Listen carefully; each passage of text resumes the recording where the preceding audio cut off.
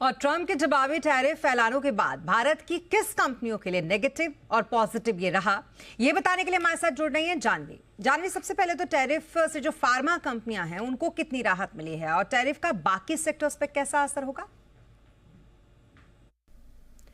बिल्कुल, फाइनली जो बड़ी इवेंट का वेट था कि ट्रम्प टैरिफ्स का, रेसिप्रोकल टैरिफ्स का ऐलान करते हुए दिखेंगे, जो फाइनली कल उन्होंने कर दिया है। अगर देखें तो करीबन 180 कंट्रीज़ पे उन्होंने टैरिफ का ऐलान किया है।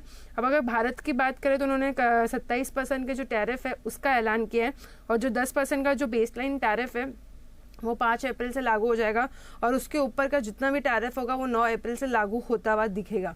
अब अगर बात करें कि टैरिफ्स कौन से सेक्टर्स के लिए नेगेटिव है, तो अगर टॉप आइटम्स देखें कि जो सबसे ज़्यादा भारत से यूएस के लिए एक्सपोर्ट होते हैं, उसमें सबसे पहला नाम है इलेक्ट्रॉनिक्स का। करीबन 16% तक का एक्सपोर्ट्स में, यूएस एक्सपोर्ट्स में शेयर है इलेक्ट्रॉनिक आइटम्स का। वही जेम्स एंड ज्वेलरी की बात करें तो वो 11.5% है, और न्यूक्लियर रिएक्टर्स की बात करें, मशीनरी की, वहाँ पे 8.5% के एक्सपोर्ट्स होते हैं यूएस के लिए। वही पेट्रोलियम प्रोडक्ट्स के, रिफाइंड पेट्रोलियम प्रोडक्ट्स के भी जो एक्सपोर्ट्स है वो करीबन 6% तक के एक्सपोर्ट्स होते हुए दिखते हैं।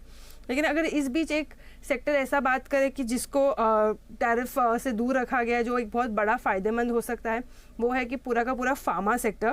क्योंकि फ़िलहाल उन्होंने फार्मा को टैरिफ से दूर रखा है, उसे फ़िलहाल के लिए एग्जेम्प्ट कर रखा है। तो एक बहुत बड़ी पॉजिटिव चीज़ है पूरे ही इंडियन फार्मा के लिए, क्योंकि इंडियन फार्मा करीबन 11% तक का उसका पूरे यूएस एक्सपोर्ट्स में हिस्सा है। करीबन सालाना 76,000 करोड़ के यूएस को एक्सपोर्ट्स होते हैं फार्मास्यूटिकल्स।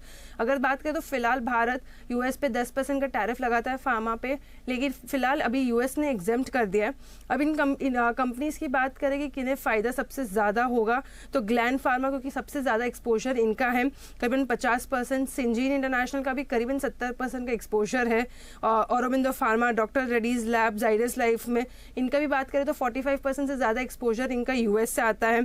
सन फार्मा, सिप्ला में भी करीबन 30% का एक्सपोजर यूएस से है। तो ऑल इन ऑल देखें तो काफ़ी फ़ायदा फार्मा सेक्टर को होगा।